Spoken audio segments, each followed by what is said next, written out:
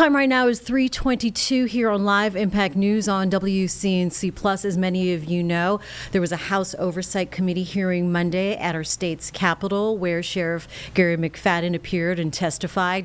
Since then, Representative Brendan Jones has posted to his X account in part saying, due to Sheriff McFadden's, he called it laughable testimony and deflections, our follow-up demand letter has been sent. And then he sends this screenshot of a three-page request of the demands he's making for the sheriff to comply with and request. So we wanted to get him on the phone. We have Sheriff McFadden on the phone right now. Sheriff, thanks for joining us here. Such short notice. There's just going to be a phoner with you at this time. But tell me, after seeing this, and I know you just saw the document here from Representative's office, your initial response. Well, I respect their response, and I hope you can hear me clearly. Yes, yeah, we can. So what initially happened is that when we went to the oversight hearing, we were bombarded daily, even up to 4 o'clock previously, about requests.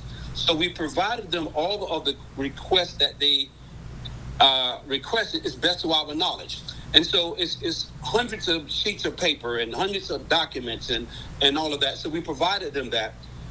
The thing that was concerning, none of those documents were reviewed, or we may saw two. One was an email and one was an op-ed.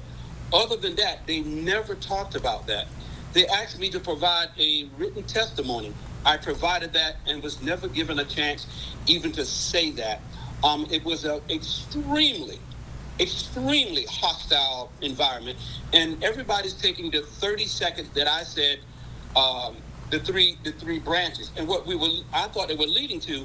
What branch do you lead to, county or city? Because the city is sitting behind me, so we'll move away from that. But the issue that they had was that because of the previously pending petition to remove me from office, that was dismissed by a judge, but the district attorney continued to say that we will have an investigation.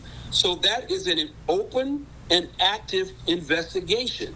So I can't speak to anything on that open, active investigation, which was extremely broad by the people who brought it against me, including Representative Carla Cunningham. Now, so what it was missed for me to understand that Representative Carla Cunningham is part of that committee. So to be able to ask me questions about something that she and others brought against me, we thought it was not ethical, professional, or even right. So what we were doing was waiting for the SBI investigation, and we would answer the questions during the investigation. But simply having a complainant asking, someone else that you're saying that is under investigation about your investigation was unethical. So I had to avoid answering those questions and told them we could not answer questions pertaining to the petition, which is now under SBI investigation. Also, because part of that petition references to litigations of wrongful deaths, processing procedures and policies dealing with the detention center. So simply, pigeonhole me to answer these questions is unethical and should be, not legal, because they know that there is a legal part of it and a pending investigation. So it's very hostile from the very second. So you have to imagine for 2 hours, I'm answering questions, but we only understand 30 seconds. But the new request is a multitude of things that we have to have in a couple of days or weeks, and we will continue to provide them with what they're asking for. We don't have anything to hide. Sure, we can take things and make it seem something that it's not, just as they did with this 30-second clip of me saying judicial. Because you're asking me what government you're under. I'm thinking city, county, and I'm the county near the city. And, we all seen how it was played on the social media. So you take 30 seconds and turn it into something like we have it now. So how off guard were you were caught? Do you feel like you were just ambushed? No, this is what I'm going to say. It was the public lynching of a black sheriff. I hate to say that. I had people call me that said it was a public lynching. We're going to repay you for everything that you caused us to do. When we talk about House Bill 10, House Bill 318, you think about this. This meeting was called because of the stabbing of this young lady. Never was there a question about the stabbing of this young lady. Never a question about what we're doing to make the city and county safe inside the boundaries of the city and county. And so what it did, it was an unbelievable oversight. And what people have to understand, if they view the entire video or the entire hearing, you can see it. And it wasn't, and it shouldn't be like that. And I said, we don't want to be the great state of Mecklenburg. We just want to be a part of North Carolina. We can work together. But what I think aggravated them more than anything else is pretty much they clearly are saying, because you made us work because of House Bill 10 and House Bill 318, now we're going to punish you because you made us work. And I simply said this: when you're creating these bills, it would be a great idea to talk to the sheriffs that who will be dealing with this. I could simply tell you that when you created House Bill 10, there were missteps that you probably didn't think about. And then you can still create the bill the way that you want to, but I'm going to bring this to your attention. This is how we're supposed to work. And as I said, do not take 30 seconds and look at it from that perspective. Look at it from the perspective of the entire 2 hours of being bombarded with questions, belittled many times, talked to unprofessionally, and I still stood my ground. But they did not like that. And I simply said, we can work together. We gave them everything possible that we knew about, and we worked diligently to provide them this information. But you can clearly see this is a witch hunt for one thing or two things, and then we're going to magnify it as we did those 30 seconds. 30 seconds of a 2-hour interview in America is talking about this. I had another sheriff from Denver, Colorado to call me today and said, we have to understand this is a target on certain American sheriffs. Let's make no doubt about it. But to say you surely made history in referring to black history because I'm the only sheriff that has ever come before the Oversight Committee. Do you think that it is solely against you or black sheriffs? No. If you look at the video, this is why I said, do not take only the 30 seconds. Sure, play with the 30 seconds what you want. They have said, only you, all of the other 99 is doing what we asked them to do. Only you are not doing what we asked them to do. It's not that I'm not doing what they asked me to do.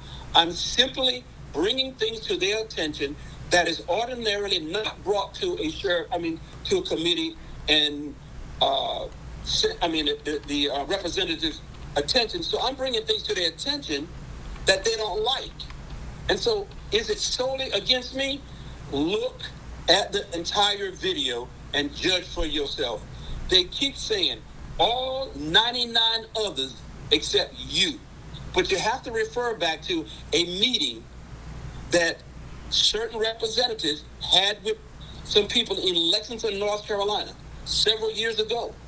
And they said this: we will have to make them do what we asked them to do.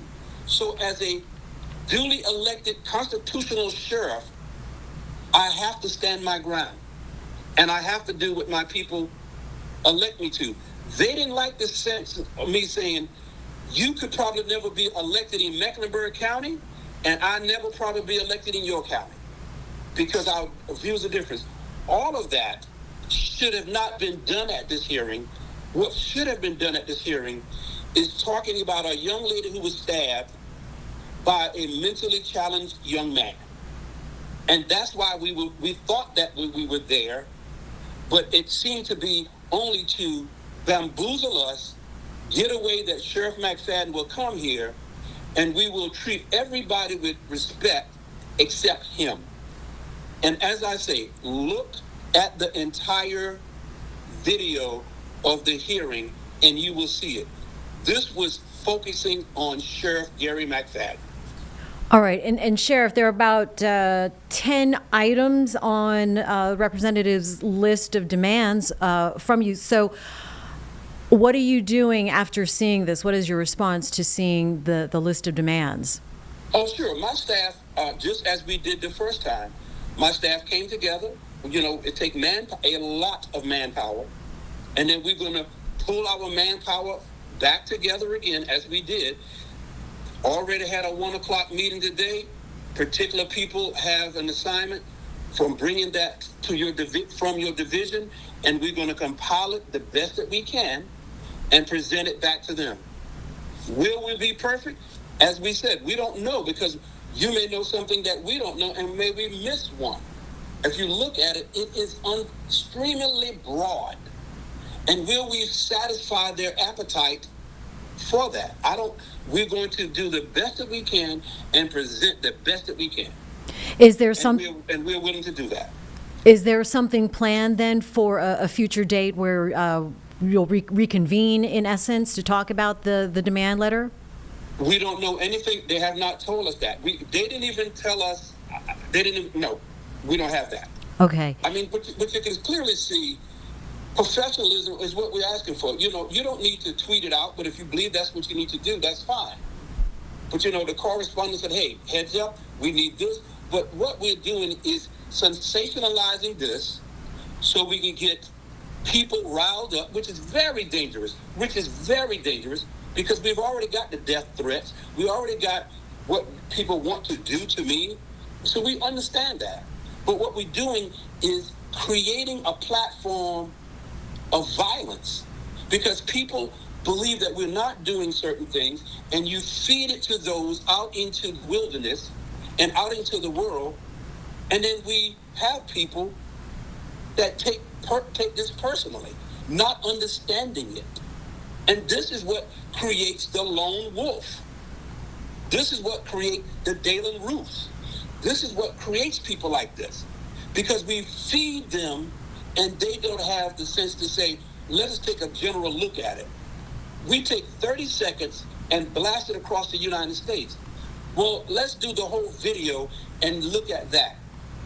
The public lynching, the public display of a sheriff is on display. And that's what it looks like. I heard that many times a day. Sheriff Garry McFadden, Mecklenburg County, thank you for joining us. I know you're pressed for time this afternoon, getting ready for a couple of other afternoon meetings. Do appreciate the time and the follow-up. Thank you all so much. Appreciate it. All right. Talk soon.